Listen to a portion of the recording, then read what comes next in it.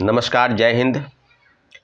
और अभी आपको हम बता दें कि जो बातें हो रही हैं लगातार शिक्षक बहाली के विषय पर और तीसरे फेज की बहाली से लेकर दूसरे फेज की बहाली, यानी दोनों फेज की बहाली पर आपको अपडेटेड करा दें। पहले आपको बता दें कि TRE 1 में जो केस हुआ है, जो केस दर्ज हुआ है, उसकी 1-2 सुनवाई हुई है और आगे कुछ भी अपडेट होगा। कहने का मतलब कि सप्लीमेंट्री रिजल्ट को लेकर जिस तरह का घमासान मचा था और उसमें दर्जनों याचिका दायर हुई थी। TRE 1 में केस जो दर्ज हुआ है उस पर सुनवाई हुई है, आपको सबको पता है। और 1-2 हियरिंग के बाद जो अपडेट होगा, जो काफ़ी प्रमुखता से आएगी, उस पर आपको हम अपडेट करा देंगे। अभी आपको हम बात करने जा रहे हैं TRE 1 TRE 2 की सप्लीमेंट्री रिजल्ट को लेकर। और 2-3 दिन से काफ़ी व्यस्त थे पर्सनल काम से, लेकिन कई लोगों का फ़ोन कॉल और मैसेज लगातार आ रहा है कि TRE 2 में सप्लीमेंट्री रिजल्ट के नाम पर कुछ नहीं हुआ। जैसा कि साथियों सबको पता है कि शिक्षा विभाग ने 14,700 पदों की जो सूची BPSC को भेजी कि आप सप्लीमेंट्री रिजल्ट की तैयारी करें। और सप्लीमेंट्री रिजल्ट के संदर्भ में जो ट्वीट था BPSC चेयरमैन सर का, उनका भी लगभग इसी संदर्भ में था कि हमने सप्लीमेंट्री रिजल्ट की तैयारी कर दी है और जल्द ही इसका प्रकाशन भी किया जाएगा। परंतु 1 महीने बीत जाने के बाद भी इस तरह का जब रिजल्ट का प्रकाशन नहीं हुआ, तो चिट्ठी शिक्षा विभाग ने निकाला कि वो जो सूची भेजी गई थी BPSC को, वो वापस ले ली गई है। और सारे मामलों को लेकर इस तरह की चीज़ें फैलाई गई, इस तरह की चीज़ें हुई सामने कि अब जो है तीसरे फेज की बहाली में सीटों को जोड़ा जाएगा। तो क्या सप्लीमेंट्री रिजल्ट और ड्रॉप आउट स्टूडेंट और फर्जीवाड़ा, क्या इन सब मामलों को लेकर जितनी गंभीरता से विभाग और आयोग काम कर रही थी, ये सबको पता है कि किस तरह से काम हो रहा था। तो सप्लीमेंट्री रिजल्ट में 14,700 पर सिर्फ मल्टीपल रिजल्ट की मैं बात कर रहा हूँ, जो 1,20,000 पदों पर सेकेंड फेज की बहाली में वैकेंसी निकली और लगभग 92-93 हज़ार लोगों ने ही ज्वाइन किया। उसमें ये सरकार का दावा है, ये विभाग का जो आंकड़ा है उसकी मैं बात कर रहा हूँ। और फर्जीवाड़ा जो हुआ उस पर वो कुछ नहीं बोल रहे हैं। बड़े पैमाने पर लोग बहाल हुए, उसको आप बाहर का रास्ता दिखा रहे हैं कि जो सीट वैकेंट हो गई उसकी जगह पर आप कुछ नहीं कर रहे हैं।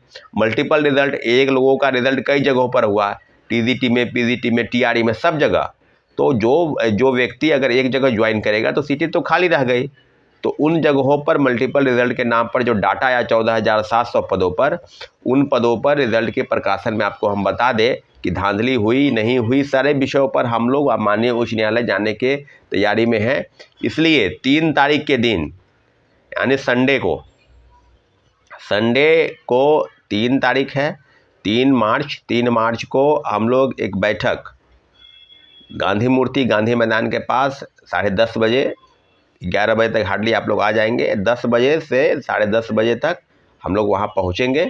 और जितनी भी चीज़ें सप्लीमेंट्री रिजल्ट में जो लोग का 1 नंबर से 2 नंबर, 4 नंबर, 5 नंबर, 10 नंबर तक जो लोग का घट गया है, कम गया, या जो उसी पर ट्राईवेकर पर आपका रिजल्ट नहीं आया, तो 14,700 पदों को रिजल्ट का निकालने के लिए हम लोग याचिका दायर करेंगे। इसलिए संदर्भ में जो भी डॉक्यूमेंट, सर्टिफिकेट है, फोटोकॉपी, वो सब लोग लेकर गांधी मूर्ति, गांधी मैदान के पास आना है।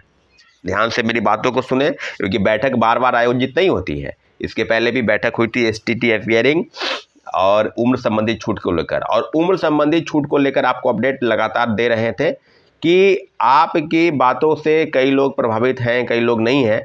कल सदन के पटल पर माननीय सदस्य द्वारा एक मामले को उठाया गया कि जिस तरह से TRE 1 में 10 वर्ष की छूट मिली थी और TRE 2 में, TRE 1 से लेकर TRE 2 तक उसका फ़ायदा हुआ था, TRE 3 में वो नहीं मिला। तो सारे मामलों को लेकर जो विधानसभा के पटल पर इस प्रश्न को उठाया गया, उसके जवाब में विभागीय मंत्री की तरफ से इस तरह का वक्तव्य दिया गया कि इस पर सरकार गंभीरता से विचार करेगी।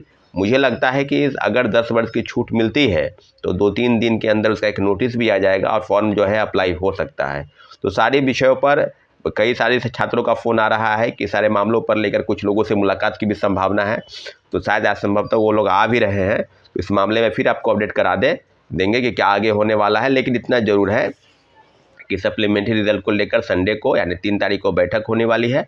और TRE 2 से लेकर TRE 3 तक जो STT अपीयरिंग से लेकर और 10 वर्ष की छूट की मांग को लेकर जो मामला था, उसको लेकर भी कई लोगों से मुलाकात की, लगभग 50-60 लोग जो है मुझे लगातार कॉल मैसेज कर रहे हैं। तो वो लोग भी आ रहे हैं पटना और आज मुलाकात की संभावना है। तो मुझे लगता है कि STT अपीयरिंग और 10 वर्ष की छूट की मांग हमारी बिल्कुल जायज़ थी, लेकिन सरकार ने इसको गंभीरता से नहीं लिया। पहले महागठबंधन की सरकार टाल मटोल कर रही थी, आज NDA की सरकार, वही NDA की सरकार जो लगातार शिक्षक अभ्यर्थियों के मामले पर सड़क पर में भी आंदोलन किया था, सदन में उठाया था। और जब आप सरकार में है, सत्ता में है, तो आप छात्रों और युवाओं की बात को दरकिनार कर रहे हैं, चाहे वो सम्राट चौधरी हो, चाहे विजय सिन्हा हो, चाहे सुशील मोदी हो, और जितने भी कार्यकर्ता, विधायक, सांसद, सभी लोग ने बखूबी सप्लीमेंट्री रिजल्ट के नाम पर और STT अपीयरिंग और 10 वर्ष की छूट पर वो लगातार बोल रहे थे। लेकिन अब जो सरकार में है तो आपकी चुप्पी किस तरह इशारा करती है, बात को समझ सकते हैं। तो साथियों, हम लोग बिल्कुल काम कर रहे हैं, आपको भरोसा दिलाते हैं कि काम होगा, और निश्चित रूप से लगातार जिस तरह से चीज़ें हो रही है, बिल्कुल हम लोग उस पर अडिग हैं। और जिस तरह के पाठक का प्रकरण चल रहा है, राजभवन से टकराव, शिक्षा विभाग द्वारा पत्र जारी होना, फिर उसी पत्र को फर्जी करार देना, आप समझ सकते हैं कि कन्हैया श्रीवास्तव का एक पत्र जारी हुआ था स्कूल की टाइमों को लेकर कि 10 बजे से 4:30 बजे तक 10-15 मिनट पहले आएंगे। वो सारी चीज़ों पर अब ये कहा जा रहा है कि वो फर्जी वायरल पत्र है। तो आप समझ सकते हैं कि किस तरह के टकराव की स्थिति माननीय मुख्यमंत्री के वक्तव्य के बाद भी के पाठक की तुगलकी फरमान, इस तरह की चीज़ें सामने आ रही है। आप समझ सकते हैं चीज़ की कहां से कहां तक मामला को ले जाया जा रहा है। तो सारे मामलों पर आपको हम सप्लीमेंट्री रिजल्ट के लिए बैठक 3 तारीख को, 3 मार्च को है, 10:30 बजे तक सभी को आ जाना है।